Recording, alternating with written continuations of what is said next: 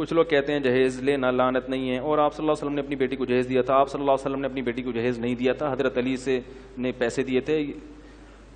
دو روایتیں، ایک تو حضرت علی سے مہر لے کے اس میں سے کچھ چیزیں بنائی تھیں، اور ایک روایت یہ کہ حضرت علی خود نبی کی کفالت میں تھے، مسکین تھے، غریب تھے، کچھ بھی نہیں تھا، تو بیٹی دے دی تو کچھ بھی نہیں ہے ان کے پاس، تو تھوڑا سا تعاون کر دیا. تو آپ کا داماد اگر اتنا غریب ہے، کم بخت ڈبل بیڈ بھی نہیں خرید سکتا، منوس معذرت کے ساتھ، اور ڈنر سیٹ بھی نہیں خرید سکتا، واشنگ مشین بھی نہیں خرید سکتا، تو ایسے منوس کو بیٹی نہ دو پہلے تو. بولے اب تیرے پاس دہلا نہیں ہے تو پھر تو غریب لڑکی سے کر جس کے پاس یہ بھی نہ ہو. کیونکہ میں اس کو منوس اس لیے کہہ رہا ہوں، کم بخت ہے کچھ بھی نہیں، مگر ہاتھ کہاں مارے گا. کیونکہ میرے پاس لڑکے آتے ہیں نا، کہہ رہے ہیں حضرت کوئی ڈیفینس کا کوئی رشتہ ہو تو بتا دیں، تمہاری ارننگ کیا ہے. وہ حضرت میں وہاں پکوڑوں وکوڑوں کا تھوڑا سا بزنس ہے.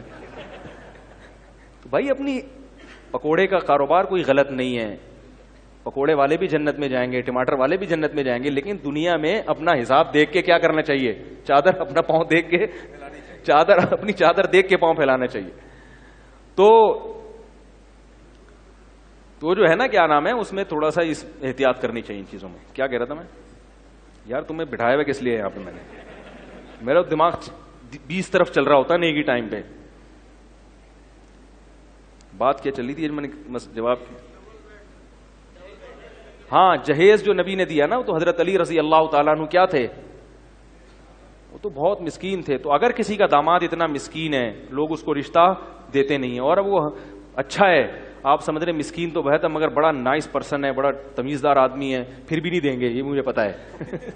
لیکن اگر کسی کو واقعی اچھا لگ رہا ہے کہ یار ایجوکیٹڈ ہے، یا اس میں کوئی گٹس ہے، اتنے زبردست ہیں، تو کوئی بات نہیں، پیسہ نہیں ہے، ہم ایسے داماد کو چھوڑنا بھی نہیں چاہتے، تو پھر اپنی بیٹی ایسے کو دیا جائے. لیکن ڈر یہ ہے کہ بھائی یہ تو دال کھلائے گا، اور بیٹی ہمارے اس لائف جو اسٹینڈرڈ ہے وہ اونچا ہے، تو پھر اس کو پیسے دیے جا سکتے ہیں، اس کو جہیز بھی دیا جا سکتا ہے، اس کے ساتھ تعاون بھی، کیونکہ داماد بھی بیٹوں کی طرح ہوتا ہے، تو اس کے بھی وہی حقوق ہیں جو یعنی اس سے ملتے جلتے حقوق ہیں. بھائی بیٹے کے ساتھ تعاون ہے، تو بھائی یہ ہماری بیٹی کو رکھا ہوا ہے، اس کے پاس جائے گا، پیسے نہیں ہیں تو چلو ہم تعاون کر دیتے ہیں.